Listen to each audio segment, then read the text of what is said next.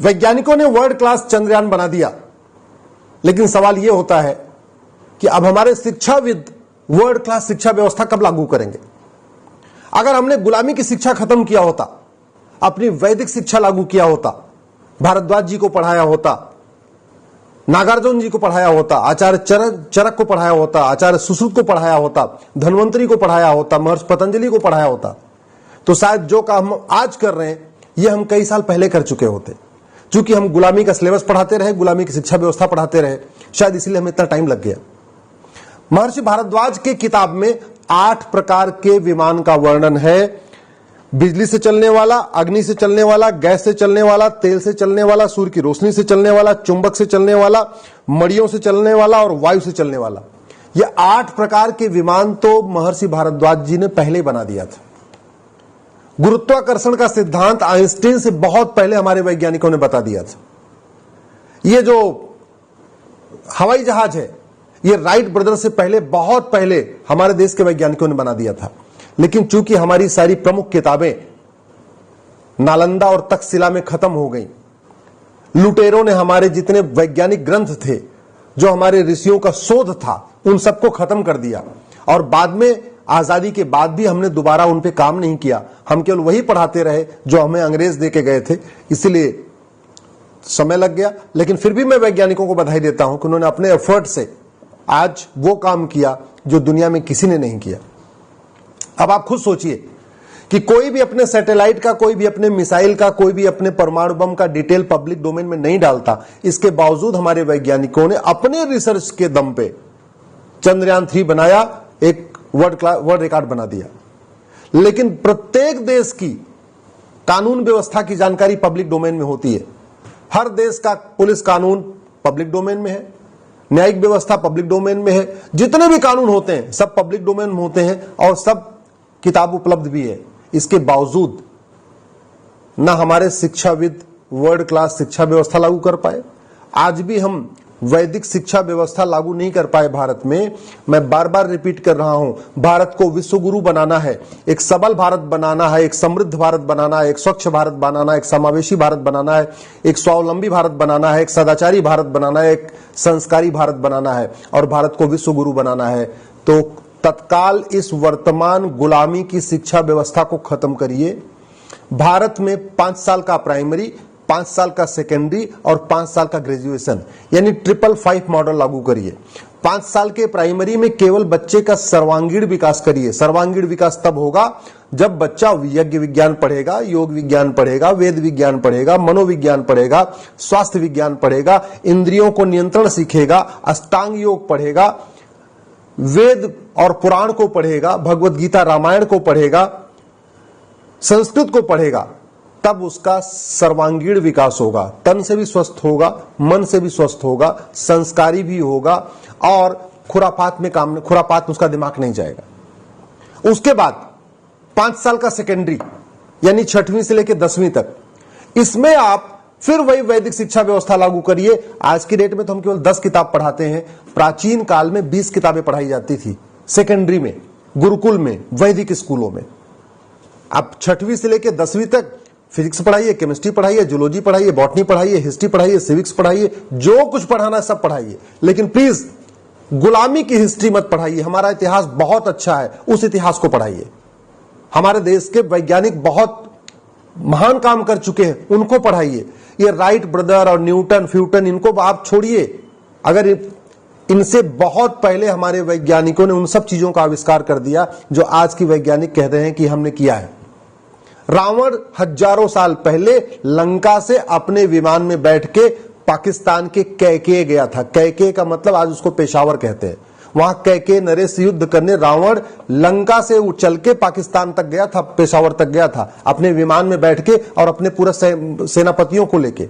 इसका मतलब उसके पास उस समय भी जंगी बेड़ा था, उसके पास उस समय भी पूरा विमान था जिसमें पूरी सेना को ले जा सकता था। तो आज क्यों नहीं हो सकता?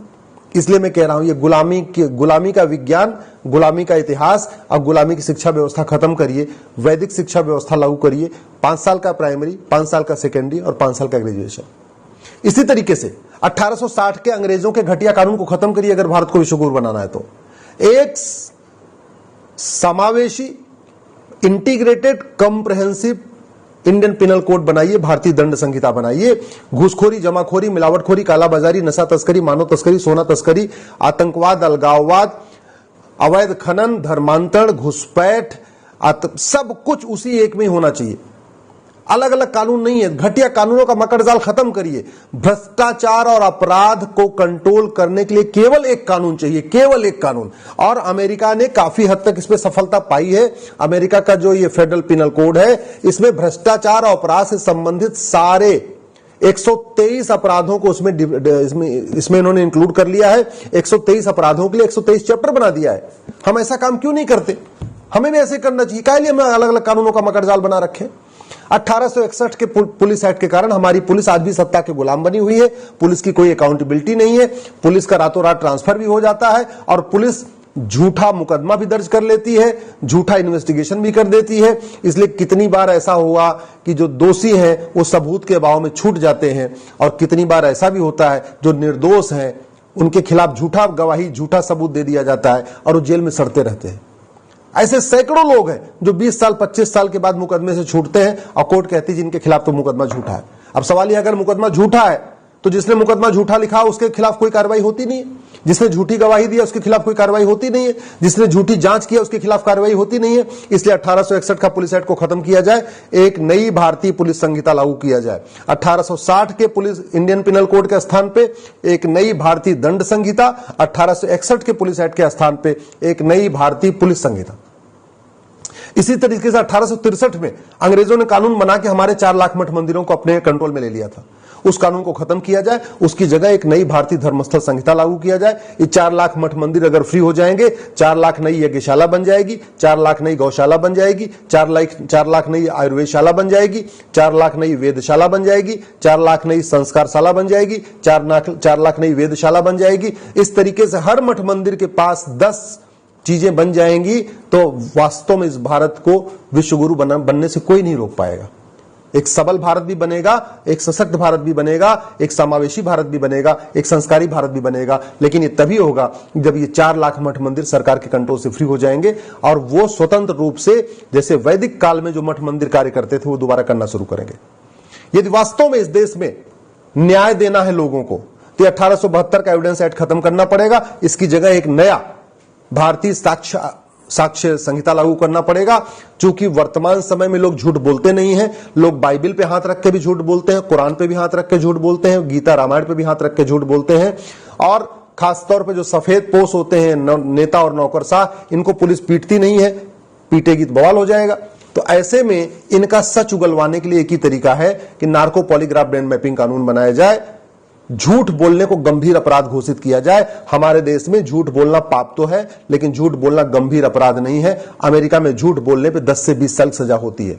अगर ये व्यवस्था भारत में लागू कर दिया जाए तो सबसे बड़ा अच्छा फायदा ये होगा कि सच उगलवाना बहुत आसान हो जाएगा।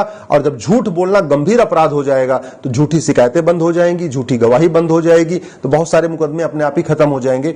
ये SC ST का झूठा केस, बलात्कार का झूठा केस, छेड़छाड़ का झूठा केस, दहेज का झूठा केस, इस तरीके जो समाज में एक पूरा अशांति फैली हुई है झूठे मुकदमों के कारण, झूठी गवाही के कारण, ये सब बंद हो जाएगी। लेकिन तरीका वही है, 1872 का एविडेंस एक्ट खत्म करना पड़ेगा, एक इसकी जगह नई भारतीय साक्ष्य संहिता लागू करना पड़ेगा।